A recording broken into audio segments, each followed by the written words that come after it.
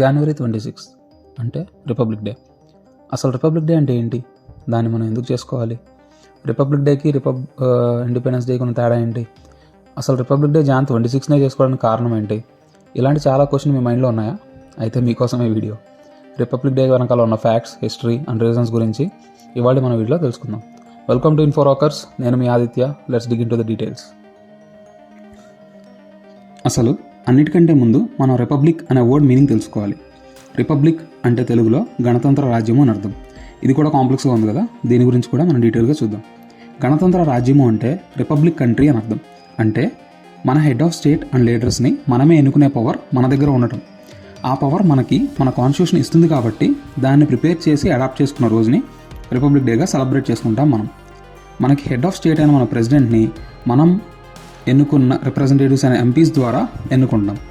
మన రిపబ్లిక్ ఎలక్షన్లో voting and డెమోక్రసీలో మనకున్న ఇంపార్టెన్స్కి, పవర్కి గుర్తుగా అండ్ ఆ పవర్ని సెలబ్రేట్ చేయడానికి రిపబ్లిక్ డేని మనం సెలబ్రేట్ చేసుకుంటాం.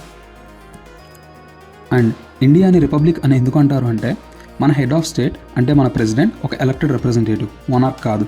మనం ఓటు వేసి ఎన్నుకున్న ఎంపీస్ మన హెడ్ ఆఫ్ స్టేట్ని ఎన్నుకుంటారు. మనకి ఒక ఎలక్టెడ్ హెడ్ ఆఫ్ స్టేట్ ఉండడం వలన ఇండియాని రిపబ్లిక్ కంట్రీ అంటారు. ఇది కూడా ఒక టెక్నికల్ రీజన్ అనమాట. ఈ year India 74th republic day జరుపుకుంటుంది.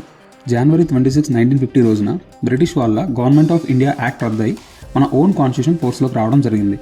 ఇంకా చాలామందికి తెలియని ఇంకో విషయం ఏంటంటే నవంబర్ 26న every year constitution day of ఇండియాగా లేదా నేషనల్ లా డేగా కూడా జరుపుకుంటారు. దీని గురించి కూడా మనం బ్రీఫ్గా డిస్కస్ చేసుకుందాం. జనవరి 26, 1950 నుండి ఇండియా ఒక independent republic nation with its own constitution. అప్పటిదాకా మనం ఒక ఇండిపెండెంట్ నేషన్ మాత్రమే. ఇది గుర్తుంచుకోవాలి మనం. అండ్ అప్పటిదాకా ఇండియాని యూనియన్ ఆఫ్ ఇండియాగా అని పిలిచేవారు. కానీ అప్పటి నుండి అఫీషియల్గా మనం రిపబ్లిక్ ఆఫ్ ఇండియాగా పిలువబడుతున్నాం. అసలు ఈ రిపబ్లిక్ డే గురించి అండ్ దీన్ని జరుపుకోవడానికి main reason and Indian constitution, దీని ఇంపార్టెన్స్ అండ్ ఫ్రేమింగ్ హిస్టరీ గురించి బ్రీఫ్గా తెలుసుకుందాం. ఒక ఫేమస్ అమెరికన్ లాయర్ అయిన ప్యాట్రిక్ హెన్రీ కాన్స్టిట్యూషన్ యొక్క పవర్ గురించి ఏమన్నారు అంటే, the constitution is not an instrument for the government to restrain the people, it is an instrument for the people to restrain the government. అంటే constitution అనేది ప్రజలు దారి తప్పకుండా ఉంచి అండ్ గవర్నమెంట్కి కూడా అతిగా పవర్స్ లేకుండా బ్యాలెన్స్గా ఉంచి ఒక టూల్. చాలా గొప్పగా చెప్పారు కదా. ఇంకా చాలామంది కాన్స్టిట్యూషన్ అండ్ ఇట్స్ పవర్స్ గురించి చాలా గొప్పగా చెప్పారు. అసలు కాన్స్టిట్యూషన్ అంటే ఏంటి అంటే బ్రీఫ్గా చెప్పాలి అంటే ఇది మన కంట్రీ యొక్క సుప్రీం లా. మన కంట్రీలో basic governing, political principles and ఫ్రేమ్వర్క్ని డిఫైన్ చేస్తుంది. అండ్ ఇది గవర్నమెంట్ ఇన్స్టిట్యూషన్స్ ఒక పవర్స్, ప్రొసీజర్స్ని డిఫైన్ చేసి స్ట్రీమ్ లైన్లో పెడుతుంది. అండ్ సిటిజన్స్ కోసం ఫండమెంటల్ రైట్స్, డైరెక్టివ్ ప్రిన్సిపల్స్ అనే చాలా ఎలిమెంట్స్ ఇందులో ఇంక్లూడ్ చేసి ఉంటాయి. ఒక మాటలో చెప్పాలంటే this is the Bible, Bhagavad Gita and Quran of any republic country and governance. దీన్నే సేమ్ ఒకసారి ఇంగ్లీష్లో కూడా వినిపిస్తాను, జస్ట్ ఫర్ క్లారిటీ సేక్ వినండి. What is constitution? It is the country supreme law and not only defines the framework of the basic political principles but also establishes what the different government institutions should do in terms of procedure, powers and duties. It contains fundamental rights, directive principles and duties of citizens.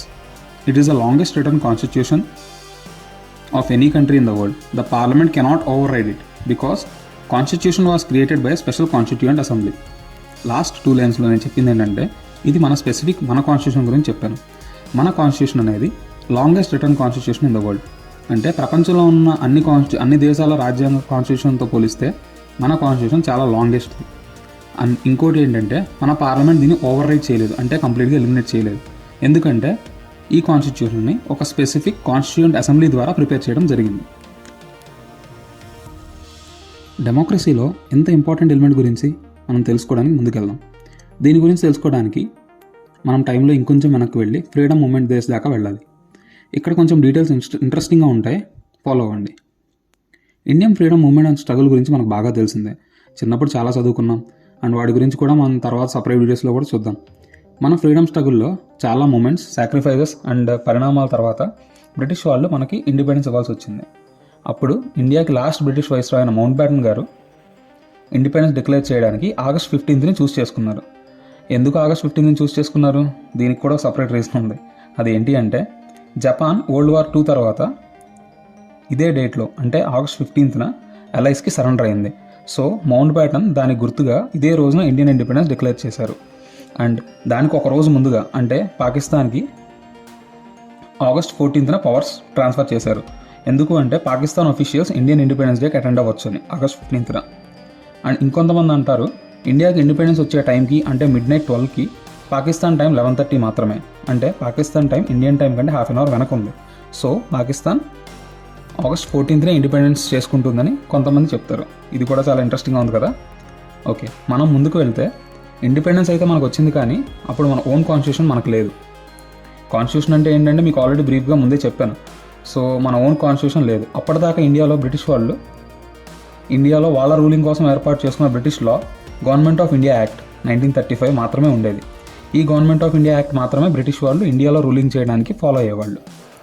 ఈ ఇష్యూని ముందే గమనించిన మన freedom fighters and leaders independence రావడానికి ముందే మన country free అయ్యాక మన కాన్స్టిట్యూషన్ మనకు ఉండాలి, మన కంట్రీని మనమే ముందుకు నడిపించాలి అని దాన్ని రాయడానికి అంటే ఫ్రేమ్ చేయడానికి ఒక కాన్స్టిట్యూంట్ అసెంబ్లీని ఫామ్ చేశారు. యాక్చువల్లీ దీని గురించిన డిమాండ్ 1934 టైంలో communist party leader and freedom fighter అయిన ఎంఎన్ రాయ్ గారు ముందే రైజ్ చేశారు. తర్వాత అందరి ఫైట్ అండ్ ఐఎన్సీ ప్రెషర్ వల్ల బ్రిటిష్ గవర్నమెంట్ దీన్ని యాక్సెప్ట్ చేసి 1940లో మన కాన్స్టిట్యూషన్ మనం రాసుకోవడానికి పర్మిషన్ ఇచ్చింది. అండ్ ఆ ప్రాసెస్ ఈజీగా క్యారీ అవ్వడానికి ఒక కాన్స్టిట్యూంట్ అసెంబ్లీని ఫామ్ చేసింది. ఈ కాన్స్టిట్యూంట్ అసెంబ్లీ ఫార్మేషన్ ఎలక్షన్ ద్వారా జరిగింది. దీంట్లో 296 సీట్స్ ఉంటే ఆ జరిగిన ఎలక్షన్లో Indian national Congress 208 seats and Muslim league 73 సీట్లు గెలిచినాయి. ఆ కాన్స్టిట్యూంట్ అసెంబ్లీ అన్డివైడెడ్ ఇండియాలో ఒక పార్ట్గా ఉన్నప్పుడు జరిగిన ఎలక్షన్స్ వల్ల ఫామ్ అయింది. ఈ కాన్స్టిట్యూంట్ అసెంబ్లీ డిసెంబర్ 9, 1946లో మొదటిసారి కలిసింది. ఆ తర్వాత ముస్లిం లీగ్కి ఇండియన్ నేషనల్ కాంగ్రెస్కి వచ్చిన విభేదాల వల్ల ఇండియన్ నేషనల్ కాంగ్రెస్కి ముస్లిం లీగ్కి పడలేదు. And they demanded a separate constituent assembly for Muslims. అది లేటర్ ఆన్ పార్టీషన్ కూడా దారితీసింది. అండ్ పార్టీషన్ తర్వాత పాకిస్తాన్లో వెళ్ళిపోయిన మెంబర్స్ని రీప్లేస్ చేయడానికి మళ్ళీ ఎలక్షన్స్ జరిగి న్యూ కాన్స్టిట్యూంట్ అసెంబ్లీ ఫామ్ అయింది. సో ఇంకా నెక్స్ట్ ఈ కొత్త కాన్స్టిట్యూంట్ అసెంబ్లీ ఒక డ్రాఫ్టింగ్ కమిటీని కాన్స్టిట్యూట్ చేసింది. On August 29, 1947 with doctor B R Ambedkar as chairman to prepare a draft constitution. August 29, 1947 B R Ambedkar నేతృత్వంలో డ్రాఫ్ట్ కాన్స్టిట్యూషన్ ప్రిపేర్ చేయడానికి డ్రాఫ్టింగ్ కమిటీ చైర్మన్గా అంబేద్కర్ గారిని నియమించింది. అంబేద్కర్ గారిని ఆర్కిటెక్ట్ ఆఫ్ ఇండియన్ కాన్స్టిట్యూషన్ అని కూడా అంటారు. ఈ constituent assembly first session December 9, 1946లో జరిగింది. అండ్ లాస్ట్ సెషన్ వచ్చేసి నవంబర్ 26, 1949 జరిగింది. ఈ టైంలో మొత్తం కాన్స్టిట్యూంట్ అసెంబ్లీ 11 సెషన్స్ అండ్ 166 రోజులు కలిసింది. ఇది ఓవరాల్ అనమాట. అంటే అన్డివైడెడ్ ఇండియాలో మొదటిసారి ఫామ్ అయిన కాన్స్టిట్యూంట్ అసెంబ్లీ. అండ్ అంబేద్కర్ గారు డ్రాఫ్టింగ్ కమిటీ హెడ్గా ఉన్నప్పుడు లాస్ట్ టైం జరిగిన అసెంబ్లీ, ఆ మధ్య గ్యాప్ని నేను ఇప్పుడు చెప్పాను అనమాట. సో మొట్టమొదటి నుంచి constituent assembly 11 sessions and 166 days attend అయిందనమాట. అండ్ అంబేద్కర్ గారితో డ్రాఫ్టింగ్ కమిటీ ఫామ్ చేసినప్పటి నుండి అంటే ఆగస్ట్ 29, 1947 నుండి అండ్ చాలా రిఫార్మ్స్, డిస్కషన్స్ అండ్ చేంజెస్ తర్వాత ఈ కమిటీ నవంబర్ 26, 1949 వాళ్ళ వర్క్ ఫినిష్ చేసింది. అంటే చెప్పాలంటే 2 years 11 months అండ్ 17 days పట్టింది. అండ్ దీనికి గాను 6.4 crores దాకా ఖర్చు అయింది. దీనిలో భాగంగా మన కాన్స్టిట్యూషన్ 22 parts, 395 ఆర్టికల్స్ అండ్ 8 షెడ్యూల్స్తో ఇందాక చెప్పినట్టు నవంబర్ 26, 1949 తయారు చేశారు. అండ్ కొన్ని provisions relating to citizenship, elections, provisional parliament, temporary and transitional provisions ఇమ్మీడియట్గా ఎఫెక్ట్లోకి వచ్చాయి. తర్వాత 308 members of the committee 2 copies, ఒకటి హిందీలో ఒకటి ఇంగ్లీష్లో 24 January 1950 సైన్ చేశారు. దాని 2 days తర్వాత అంటే Jan 26న దీన్ని ఫోర్స్లోకి అంటే ఇంప్లిమెంట్ చేశారు. దీని ప్రిపరేషన్లో డ్రాఫ్టింగ్ కమిటీ, స్టీరింగ్ కమిటీ అని చాలా కమిటీస్ ఉన్నాయి. అండ్ చాలా లెజెండరీ పర్సన్స్, లీడర్స్ పాల్గొన్నారు. అండ్ చాలా డిస్కషన్స్ కూడా జరిగినాయి. అవన్నీ మనం సపరేట్ టాపిక్స్గా ఇంకొకసారి డిస్కస్ చేసుకుందాం. ఈ కాన్స్టిట్యూషన్ని ఒక రిజిడ్ సెట్ ఆఫ్ లాస్గా కాకుండా టైమ్ అండ్ కంట్రీలో పరిస్థితులను బట్టి అంటే దేశ కాలమాన పరిస్థితులు అంటారు కదా, అలాగా ఆ పరిస్థితులను బట్టి అమెండ్ చేసుకునే విధంగా తయారు చేశారు. చాలా గొప్పగా ప్రిపేర్ చేశారు కదా. సరే, ఇప్పుడు ఇదంతా బాగానే ఉంది. ఇప్పుడు మన మైండ్లోకి ఇంకో క్వశ్చన్ రావాలి. అదేంటి అంటే కాన్స్టిట్యూషన్ డ్రాఫ్టింగ్ కమిటీ అంతా అయిపోయాక కాన్స్టిట్యూషన్ ప్రిపరేషన్ ఏ రోజైనా దాని ఫోర్స్లోకి పార్లమెంట్లో తీసుకురావచ్చు. కానీ January 26న ఎందుకు తీసుకొచ్చింది? దాని వెనుకున్న రీజన్ ఏంటి అంటే దాని వెనక కూడా ఒక బ్యాక్ స్టోరీ ఉంది. అంటే January 26, 1930 ఫ్రీడమ్ మూమెంట్లో భాగంగా ఇండియన్ నేషనల్ కాంగ్రెస్ పూర్ణ స్వరాజ్ని ప్రకటించింది బ్రిటిష్ రూల్ నుండి. ఇది మనకు ఫ్రీడమ్ రాకముందు మనం ఒక రకంగా మన ఓన్గా ఇండిపెండెన్స్ డే డిక్లేర్ చేసుకున్న రోజు. కానీ ఇందాక మనం డిస్కస్ చేసుకున్నట్లు మౌంట్ బ్యాటన్ గారు మనకి ఆగస్ట్ 15న అఫీషియల్గా ఇండిపెండెన్స్ డిక్లేర్ చేశారు. సో ఫ్రీడమ్ మూమెంట్లో జరిగిన హిస్టారిక్ ఈవెంట్ని మర్చిపోకుండా పూర్ణ స్వరాజ్ డిక్లేర్ చేసిన జనవరి 26th గుర్తుగా ఈ డేట్ని చూస్ చేసుకున్నారు. అండ్ ఇదే రోజు జనవరి 26, 1950న మార్నింగ్ 10:18 AM నుండి మన కాన్స్టిట్యూషన్ ఫోర్స్లోకి తెచ్చారు. ఇండియాని ఒక రిపబ్లిక్ కంట్రీగా చేసుకున్నాం. ఎగ్జాక్ట్లీ దీనికి 6 minutes తర్వాత అంటే 10:24 పొద్దున డాక్టర్ బాబు రాజేంద్ర ప్రసాద్ గారు ఇండియాకి ఫస్ట్ ప్రెసిడెంట్గా ఓత్ తీసుకున్నారు. On the special occasion every year ఒక గ్రాండ్ పెరేడ్ జరుగుతుంది రాజ్పథ్లో. ఈ డీటెయిల్స్ అండ్ సెలబ్రేషన్ డీటెయిల్స్ కూడా మనం ఒకసారి చూద్దాం. ఎవ్రీ ఇయర్ రిపబ్లిక్ డే రోజున అండ్ ఇండిపెండెన్స్ డే రోజున మనకు గుర్తుండే ఉంటుంది. చిన్నప్పుడు చెడ్డీ వేసుకొని చాక్లెట్ కోసం వెళ్ళేవాళ్ళం కదా.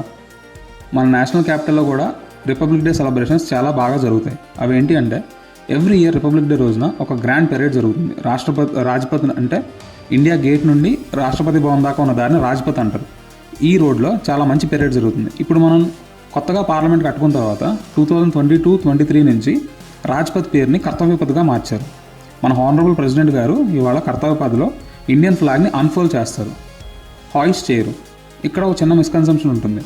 మనం ఆగస్ట్ 15న ఫ్లాగ్ని హాయిస్ట్ చేస్తాం, కానీ జనవరి 26న ఫ్లాగ్ని అన్ఫోల్డ్ చేస్తాం.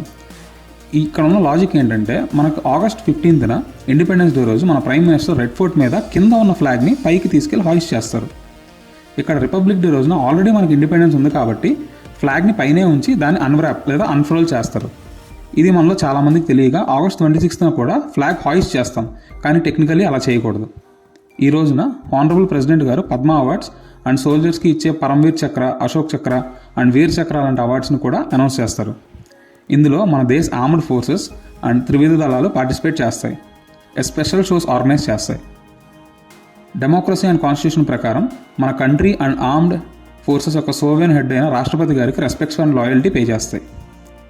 అండ్ ఆర్మీ ఒకటే కాదండి, వేరే స్టేట్స్, డిపార్ట్మెంట్స్ వాళ్ళ ప్రోగ్రెస్ అండ్ కల్చర్ని రిప్రజెంట్ చేస్తూ చాలా ట్యాబ్లూస్, మోడల్స్ని డిస్ప్లే చేస్తాయి. ఎవ్రీ ఇయర్ ఒక కంట్రీ నుండి ఇంపార్టెంట్ పర్సన్ని మనం రిపబ్లిక్ డే రోజు గెస్ట్గా పిలుచుకుంటాం. అలా పిలవడానికి కూడా చాలా స్పెసిఫికేషన్స్ ఉంటాయి అనుకోండి, అది వేరే విషయం. అది ఇంకొకసారి డిస్కస్ చేద్దాం. అండ్ మన ఫ్రీడమ్ ఫైటర్స్కి, నేషనల్ లీడర్స్కి రెస్పెక్ట్స్ పే చేస్తాం.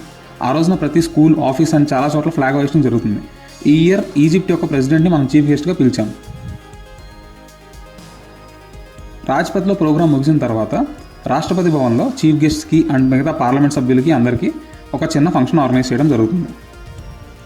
అండ్ మోస్ట్ ఇంపార్టెంట్లీ మనకు కావాల్సింది హాలిడే. ఈరోజు మనకు ఎలాగో హాలిడేనే కదా, సో ఇది మన రిపబ్లిక్ డే ఉన్న వెనక కదా. I hope you like this story. So ఇలాంటి మంచి కంటెంట్తో మేము ముందుకు వస్తూ ఉంటాం. Stay tuned in for our. Please share and subscribe. Thank you. So I hope your doubts are clear. Republic day గురించి చేసిన ఈ వీడియో మీకు అందరికీ బాగా నచ్చినట్లయితే please like, share and subscribe button కొట్టడం మర్చిపోకండి. Please stay tuned to ఇన్ఫోవాకర్స్.